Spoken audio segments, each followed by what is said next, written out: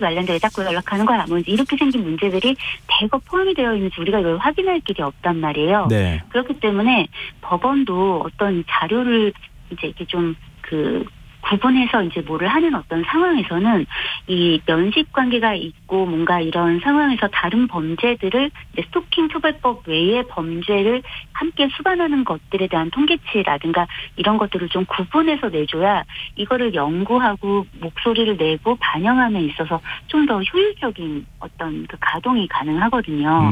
그래서 이런 부분이 좀 아쉬운 중이다. 그리고 사실은 그럼에도 불구하고 피부 느껴지는 스토킹 처벌의 수위는 좀 낮은 편인데요. 그거는 아무래도 스토킹에 이제 좀 노출되는 사람들은 여전히 열악한 위치에 있는 사람인 경우가 많잖아요. 네네. 그래서 그 사람들이 스토킹을 당하면서 갖는 어떤 피해의 정도 혹은 위험의 어떤 실감을 사실은 법원이 그 이해도를 좀 낮게 갖고 있는 게 아닌가라는 우려가 좀 있습니다. 그런 부분들은 여전한 과제로 남아 있는 거죠. 왜냐하면 스토킹 처벌법 자체가 지금 이제 뭐 시행된 지가 얼마 되지 않았고, 네네. 작년에 신당역 살인 사건이 이제 나면서 굉장히 이제 그 피해자 보호에 대한 목소리가 높아지지 않았습니까? 예. 근데 반의사별벌죄가 이제 뭐 폐지되고 뭐 몇 가지 보호 조치가 들어오고 했던 어떤 그 법률의 시행 자체는 또 올해 7월이에요. 그러니까 사실은 이 법이 지금 이제 어떻게 가동되고 구동되는지는 이제 그 여전히 조금, 이제 아직 시험대위에 이제 초반부에 있는 건데, 그럼에도 불구하고 아까 말씀드렸지만 스토킹이 새로 생긴 범죄가 아니라 오랫동안 알겠습니다. 있어왔는데 우리가 국가가 제대로 보호하고 좀 이제 그 바로잡지 못했던 것들이란 말이죠. 알겠습니다. 그래서 법원이 좀 이 부분에 대한 심각성을 좀 함께 공감해주면 하는 바람이 있습니다. 네. 아니, 처벌하겠다고 만든 법이면 처벌하는 모습을 보여야 그래야 효과가 나타나지 않겠습니까? 네, 오늘 말씀 고맙습니다. 네, 감사합니다. 네, 지금까지 이은의 변호사였습니다.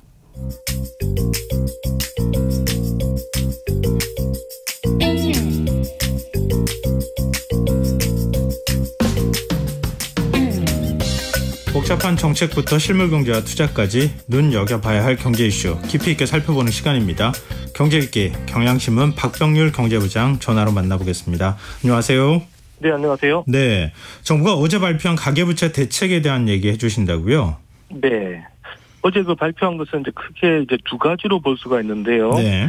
일단 50년 만기 주택담보대출, 그리고 이제 특례 보금자리론, 이 두 가지에 대한 이제 규제를 이제 새롭게 좀 손보기로 한 겁니다.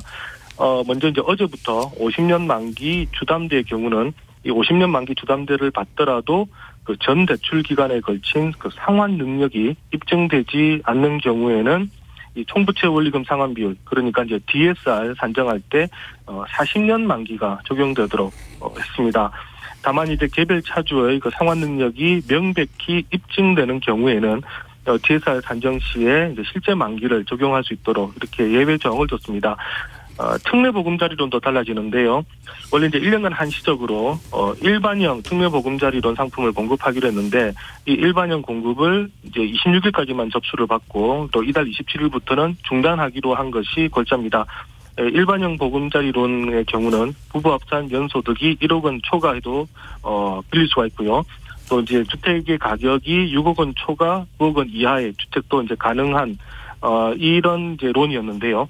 이 상품을 이제 어쨌든 이달 말부터는 상품을 판매를 중단하기로 한 겁니다.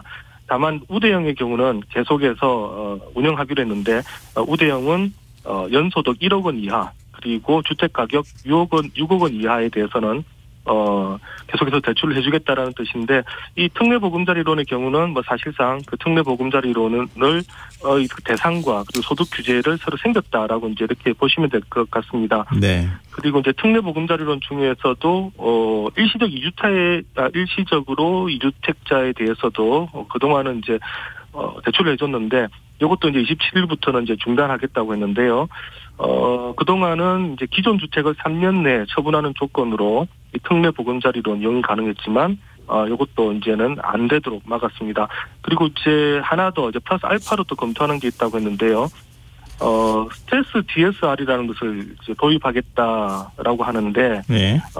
이 DSR 규제에 따른 이제 대출 한도를 산정을 할 때 가상금리를 부과하는 제도인데, 이건 뒤에 제가 조금 더 자세하게 설명을 드리겠습니다. 네, 최근 주택담보대출이 급증했다. 뭐 이런 얘기가 나왔었잖아요. 그러니까 네. 가계부채나 여기에 대해서 부담을 주는 상황까지 왔기 때문에 이제는 좀 옥죄해야 되겠다. 그러니까 규제를 좀 강화하는 방향으로 가겠다. 이게 정부의 뜻인 것 같은데 네. 이 지금 DSR 산정 기준은 어떻게 바뀌는 겁니까? 네, 이게 뭐 전체적으로 어쨌든 그 대출을 좀 적게 해주겠다 이렇게 보시면 될 것 같은데요. 네. 50년 만기 주담대에 이제 DSR을 산정할 때 이제 40년만 적용하겠다 이렇게 하니까 좀 뭐 듣는 분에 따라서는 이게 무슨 뜻이야 하시는 분도 있을 것 같은데요. 네. 실제 대출의 약정 만기는 50년으로 그대로 이제 유지를 한다는 겁니다. 다만 이제 대출을 할 때 대출액을 결정하는 DSR 요걸로 이제 계산하는데요. 요때 이제 그 만기가 50년이 아닌 40년으로 축소해서 이제 적용하겠다 이제 이런 얘기입니다.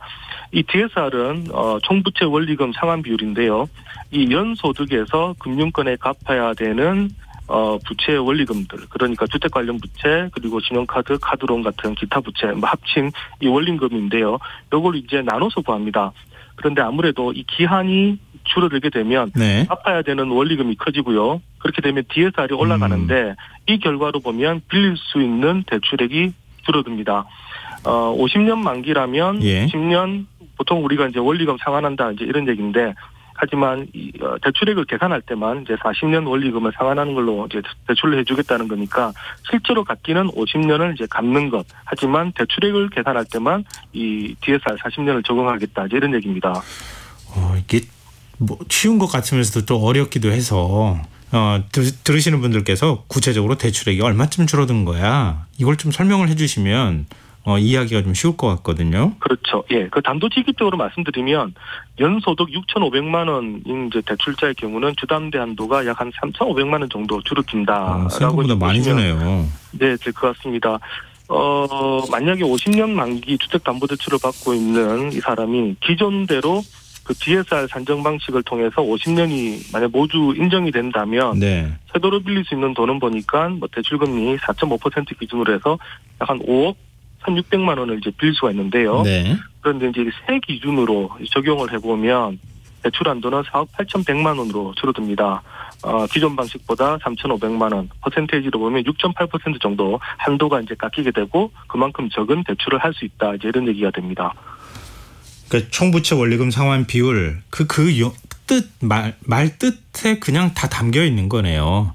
그러니까 그렇죠. 네. 상환할 수 있는 금액에 따라서 능력에 따라서 대출을 해주겠다 이렇게 했는데 짧은 기간 동안은 더 많은 돈을 상환해야 되니 그러니까 받을 수 있는 대출 금액도 줄이겠다. 뭐 이런 이제 얘기가 아닐까 그런 생각이 드는데요.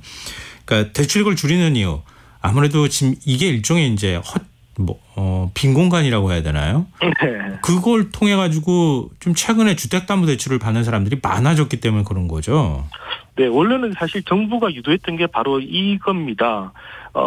최근에 이제 부동산 가격이 많이 떨어지니까 뭔가 좀 대출 규제를 풀어줘야 되겠다. 그런데 DSR을 건드리면 큰 틀을 흔들리게 되니까 50년 주담대라는 이제 이 아이디어를 낸 겁니다. 예. 그렇게 하면 그 기존 대출 규제는 유지하면서도 일부만 완화해주는 이제 편법이 되는 건데 그런데 이게 지금 생각보다 대출의 인기가 많았다는 얘기입니다. 예.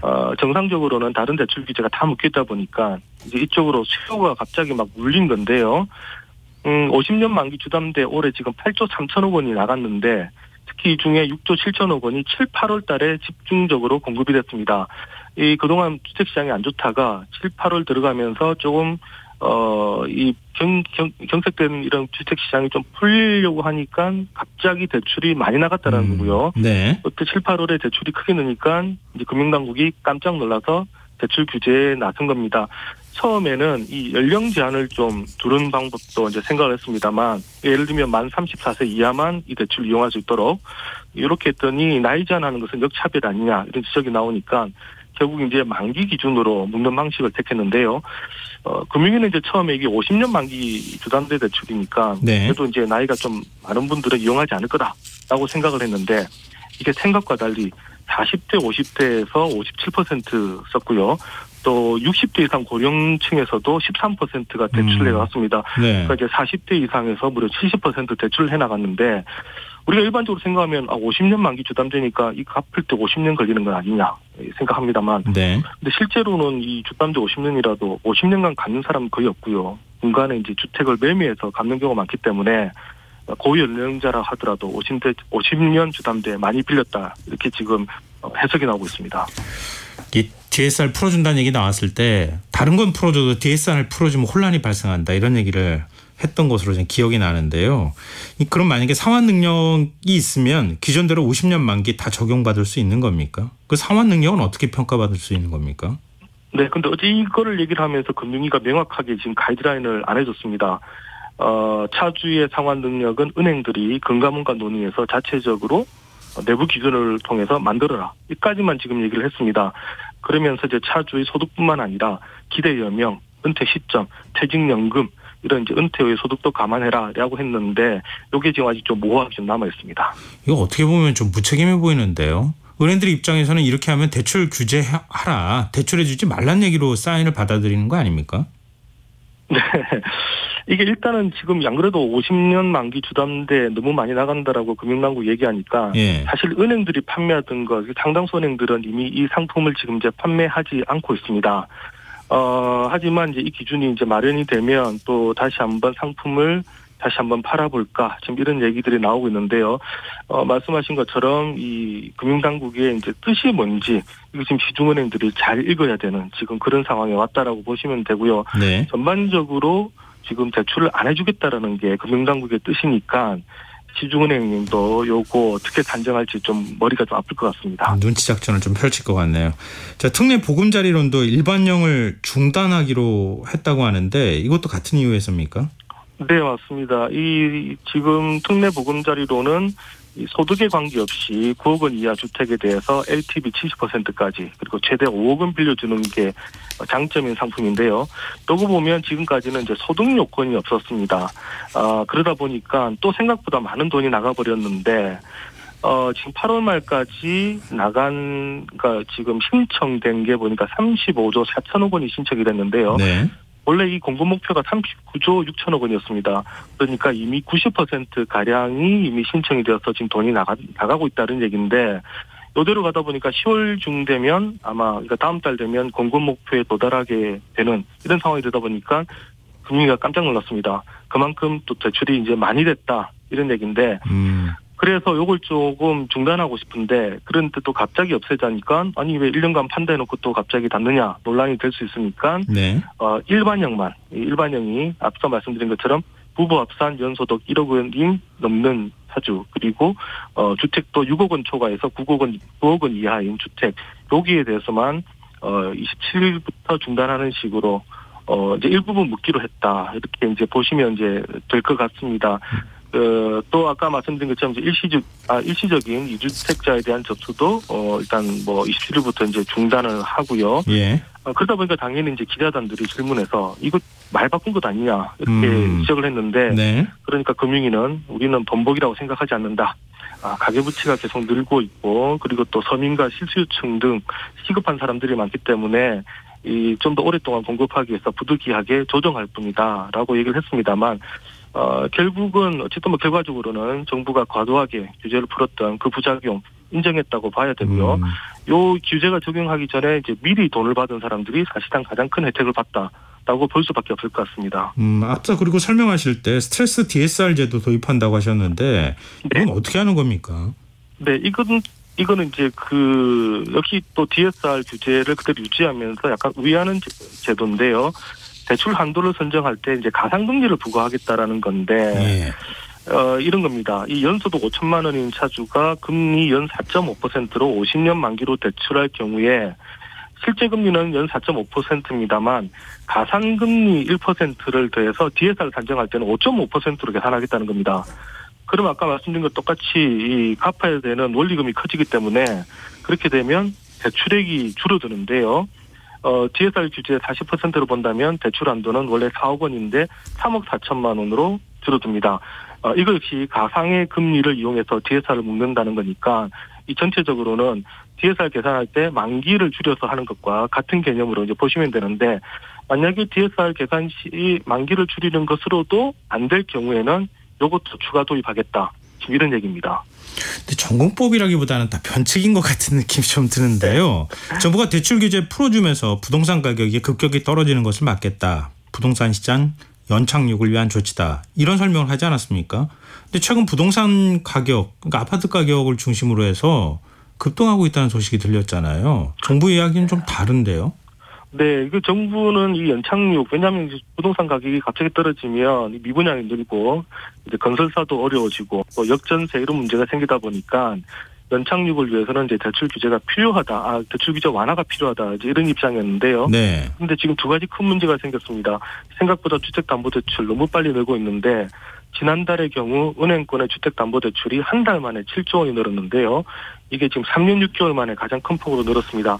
7조 원이면 한참 2020년 때 주택가격 치솟을 때 그때 정도의 지금 주택담보대출이 나왔고요. 예. 또 그 결과로 실제로 보면 서울뿐만 아니라 지금 비수도권에서도 집값이 상당히 지금 반전을 하고 있다. 이런 지금 소식이 들려오다 보니까 이제 이 부작용을 정부가 좀 고민하는 지금 그런 시점인 것 같습니다. 내 집 마련하겠다고 고민하셨던 분들 입장에서는 좀 고민스러운 그런 소식이 될 수도 있을 것 같습니다. 부동산 시장에 어떤 영향을 미칠지 좀 지켜보면 어떨까 싶네요. 오늘 말씀 고맙습니다. 네, 감사합니다. 네, 경제일기 지금까지 경향신문 박병률 경제부장이었습니다. KBS 라디오 김성환의 시사 1부 순서는 여기서 마무리하겠습니다. 저는 11시 정각 2부에 다시 찾아오겠습니다.